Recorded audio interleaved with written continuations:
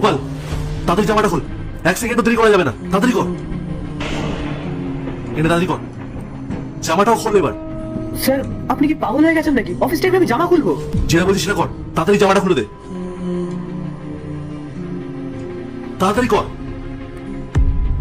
দিয়ে দে।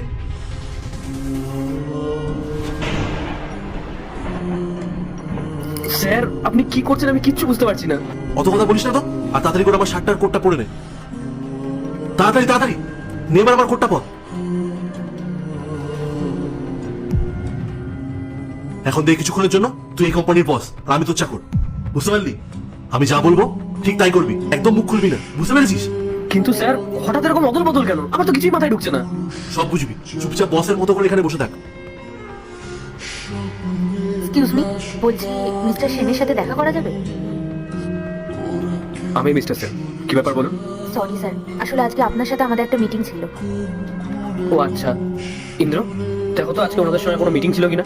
আমি তো জানি না স্যার, আপনি একবার ফাইলটা চেক করুন। ইন্দ্র, তুমি তুমি এখানে এই কাজ করছো?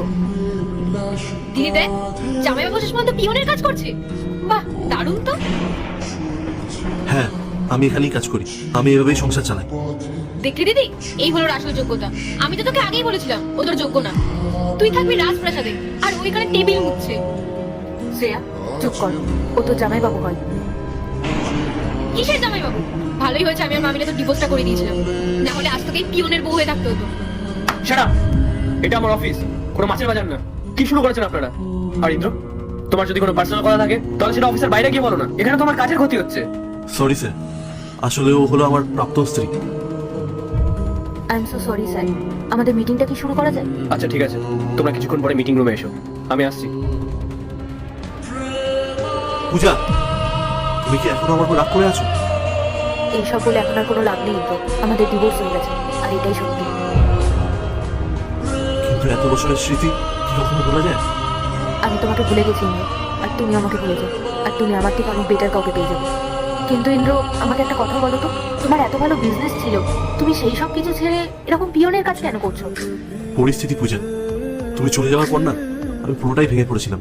কাজে ভুল হওয়ায় বস আমাকে চাকরি থেকে বের করে দেয়, দেনায় ঘর বাড়ি সবই আমি হারালাম। এখন এই ভাঙাচোরা জীবনটাই আমার সঙ্গী। ভালোই হয়েছে যে তুমি আমাকে ছেড়েছো, অন্তত তুমি তো সুখে আছো। কিন্তু আমার দোষটা কোথায় ছিল পূজা? এই শোনো, একদম সীমা ছাড়াবে না, তোমার কোনো অধিকার নেই দিদির সাথে কথা বলার। দিদি চল, আমাদের মিটিং আছে। দাঁড়া শ্রেয়া, আজ আমি সবকিছু পার্ট 2 দেখতে সাবস্ক্রাইব করো ভেলকু 78M।